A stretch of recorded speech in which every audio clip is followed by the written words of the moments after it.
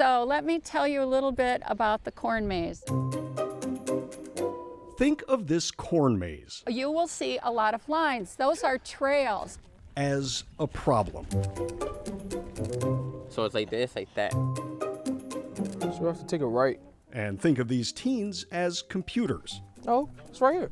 They, or traditional computing, can only try one route to get out at a time. Their path may work. We're right here, so if we keep straight, we would have went down there, which is the longer way. Or it may lead to a dead end. Then there's going to be a dead end right there. We got to keep straight to the dead end. But what if they could try every possible route at the same time? They would have made it to the end and solved the problem in no time. That's the difference between our computers and quantum computers. The ones we use today process information using binary digits, or bits, that are in the state of 0 or 1, handling one input, or one maze route, at a time. A quantum computer processes more information faster, using quantum bits, or qubits. The process is so fast and powerful that the data is in multiple states all at once. A little bit like spinning a coin on a table. Is it heads or is it tails? It's a combination. University of Chicago professor David Aushalom says that means instead of the single answer, quantum computers can try infinite answers to find the right way out of the maze. So it means you can address problems that are really unsolvable with today's technology. Now imagine if we could apply quantum mechanics, quantum technology, and quantum computing power to real-world problems, from congestion on the Kennedy Expressway. It could be applied absolutely to traffic control. To identity theft on the information superhighway. What if everything was unhackable?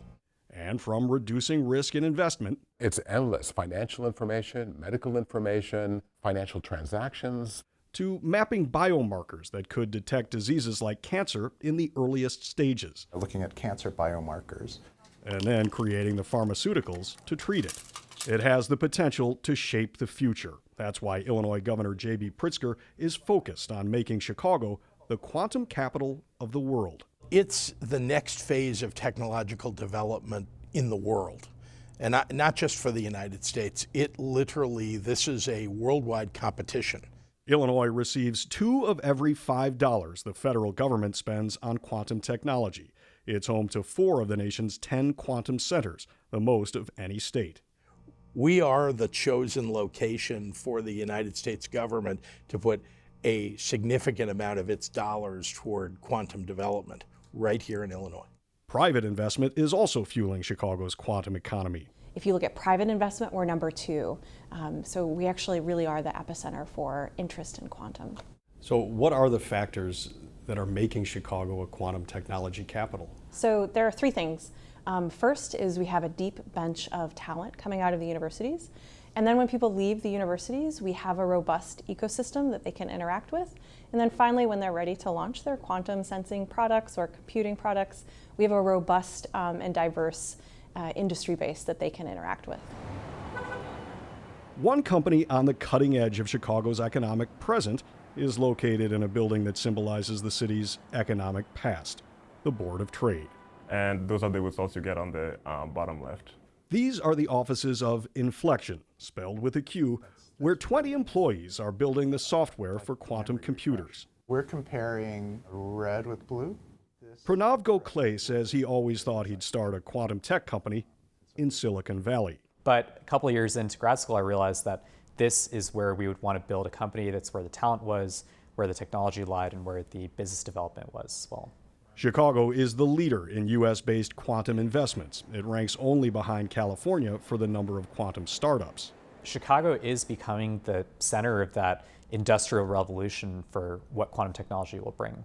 The Inflection team was celebrating the launch of its new software product this fall. We launched the open beta of SuperStack, which has been an incredible experience for the team.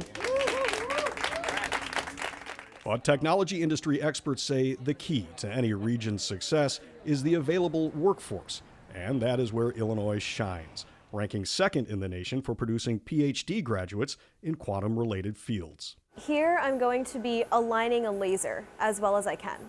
I just keep going with different sets of knobs until I get to the highest peak possible. like Swathi Chandrika, who is working in this University of Chicago lab 3 stories underground, where lasers are in use. This is the quantum internet in its infancy. We're extending it throughout the state right now. And the idea is, can we use this as a test bed for companies to come, bring their technology, try it in a real-world network? Yeah, the great thing about quantum is, if you do it right, you solve real problems that faces mankind. It's not building another dating app like Silicon Valley likes to do. Building quantum connections is also a focus of World Business Chicago CEO Michael Fasnacht. Quantum will be ultimately the foundation in 10, 15, 20 years of how we live our lives and how we do business, because it's the foundation of any computing activity that's happening. Quantum has become a buzzword in popular culture, from the show Quantum Leap to Marvel's movie Quantum Mania. It seems like a concept too big to grasp, but quantum fields actually explore the smallest particles in the universe. It's a little bit like going from a world in black and white to color. For Governor Pritzker, who is leading the state into the quantum future, it's a story from the not-so-distant past. 3.6 gigahertz. Do you think that'll work? That should guide the state's next steps. Well, I want to again analogize it to something else that happened in Illinois about 30 years ago, and that was the development of the browser, right, for the internet. It was known as Mosaic, the first internet browser to incorporate graphics, text, and hyperlinks to other pages. It was the precursor to Netscape, Explorer, and Chrome. And it was developed at the National Center for Supercomputing Applications at the University of Illinois, Urbana-Champaign in 1992. But Mosaic did not stay in Illinois, and neither did other tech startups.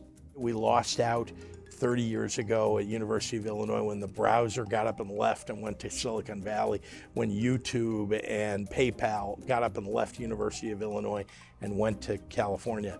That's not happening now. Quantum is the next big thing, and companies are coming to Chicago to take advantage of that. And in that sense, what the governor seeks to build is not so much a map that leads out of a maze, but one that leads quantum researchers, companies, and investors to Chicago. Reporting downtown, Mike Lowe, WGN News.